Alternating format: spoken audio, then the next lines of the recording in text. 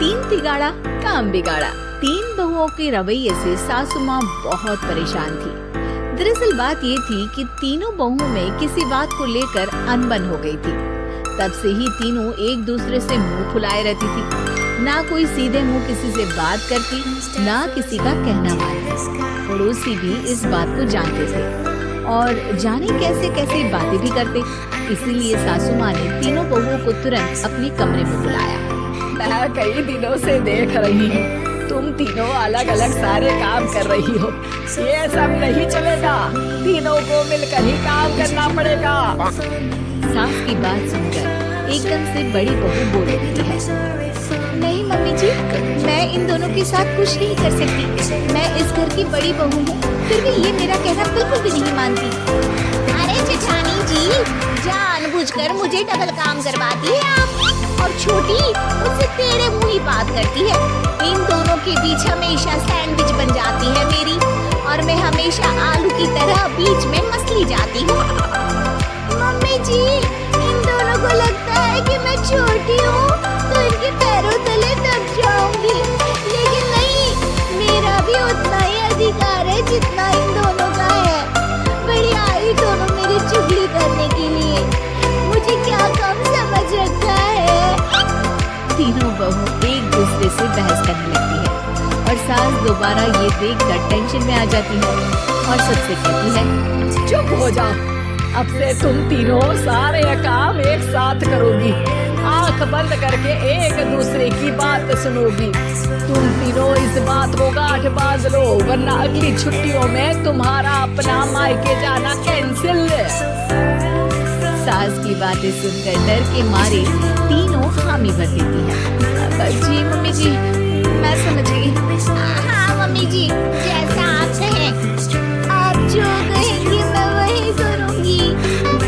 तीनों बहू सास की बात को गांठ बांध लेती है और वादा करती है कि अब से सारे काम वो तीनों एक साथ मिलकर ही करेंगी। ये सब देखकर सास खुश हो जाती है और वहाँ से चली जाती है।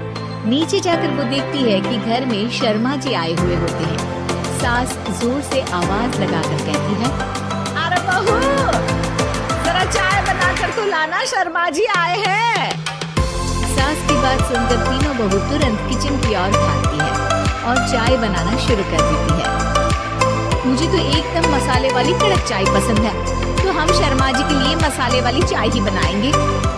अरे नहीं दीदी, गर्मी के मौसम में मसाला चाय कौन पीता है? मैं तो शर्मा जी के लिए इलायची वाली चाय ही बनाऊंगी। ये कैसी बात कर रही हैं आप दोनों?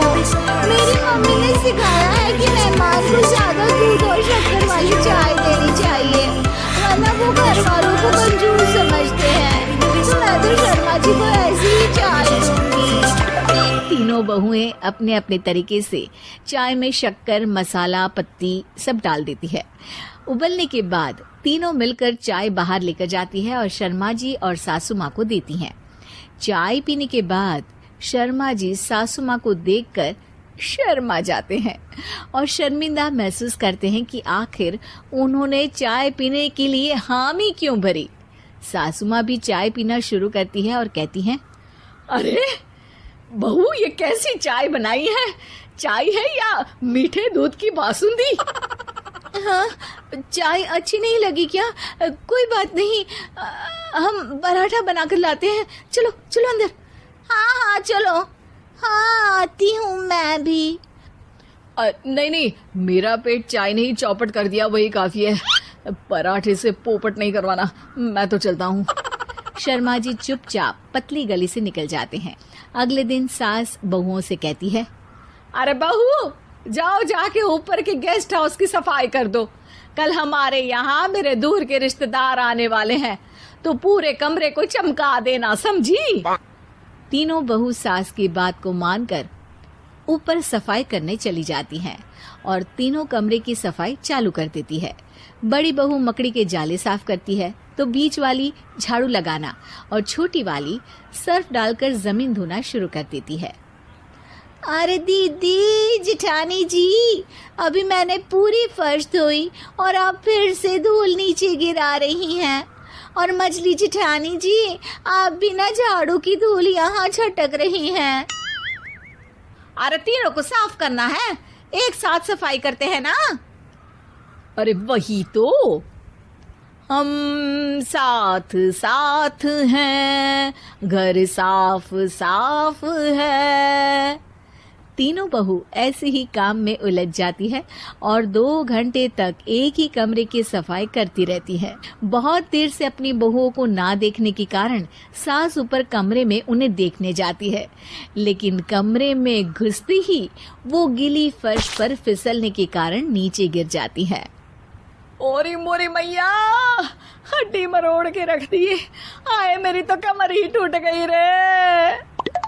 तीनों बहुएं सास को उठाती हैं और बिस्तर पर सुला देती है। अरे मेरे हाथ पैर दर्द कर रहे हैं, दबा दो आराम मिलेगा। हाँ जी माँ जी। अरे जी माँ जी, जी माँ जी। और तीनों बहुएं एक साथ सास के हाथ को दबाना शुरू कर देती हैं।